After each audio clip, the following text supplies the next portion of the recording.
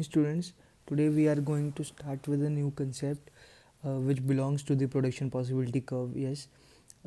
तो आज हम करेंगे assumption of production possibility curve. Last lecture में हमने समझा था कि प्रोडक्शन पॉसिबिलिटी कर्व का मतलब क्या है. इस लेक्चर में हम करेंगे कि जब हम इस थ्योरी को प्रूव करते हैं तो या फिर इस थ्योरी को जब डिफ़ाइन करते हैं तो क्या उसमें हम अज्यूम करते हैं चीज़ें. तो फर्स्ट असम्पशन है कि जो रिसोर्सेज हैं वो फिक्स्ड रहेंगे. जो भी आपके पास रिसोर्सेज अवेलेबल हैं through the while recognizing this production possibility curve while reading the production possibility curve, तो वो रिसोर्सेज क्या रहेंगे, वो फिक्स्ड रहेंगे, उनमें कोई भी चेंज नहीं आएगा. दूसरा है कि रिसोर्सेज जो हैं वो फुली एम्प्लॉयड रहेंगे. मतलब जिस रिसोर्स का जो भी काम है वो काम करेगा. अगर लेबर का काम है फैक्ट्री में काम करना तो वो काम कर रहा है. ठीक है. मतलब जो भी उसको काम दिया गया है, चाहे उसको प्लास्टिक से पेन बनाने का काम दिया गया है, चाहे उसको आईफोन बनाने का काम दिया गया, जो भी काम दिया गया है वो कर रहा है. ठीक है. तो वो एम्प्लॉयड है फुली.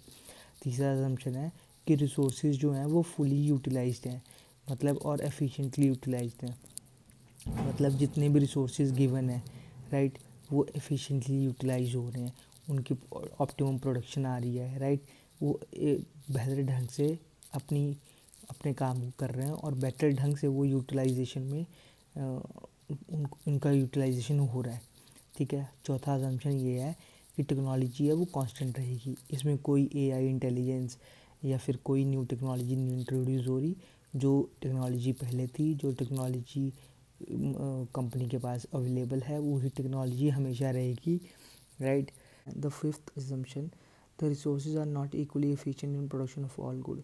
मतलब रिसोर्सेज हर एक प्रोडक्शन में एफिशिएंट नहीं हो सकते. जैसे विराट कोहली अच्छा बैटिंग कर सकता है, मगर वो उतनी अच्छी बॉलिंग नहीं कर सकता जितना मोहम्मद शमी कर सकता है ना. और मोहम्मद शमी उतनी अच्छी बैटिंग नहीं कर सकता जितनी विराट कोहली कर सकता है. ठीक है.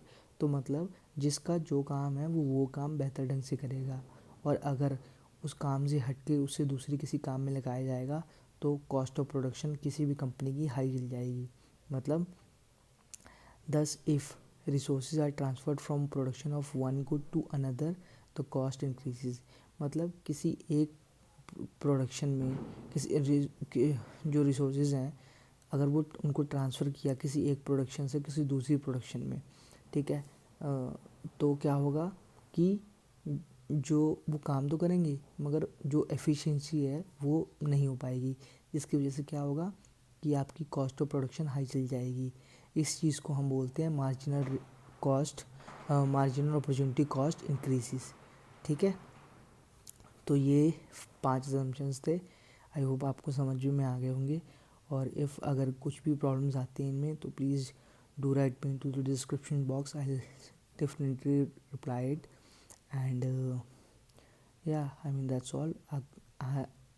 और इसके बाद हम इसकी पूरी थ्योरी को समझेंगे ढंग से. ठीक है. तो this was done from my side. I hope you enjoyed the lecture. मिलते हैं नेक्स्ट लेक्चर में. तब तक के लिए बाय.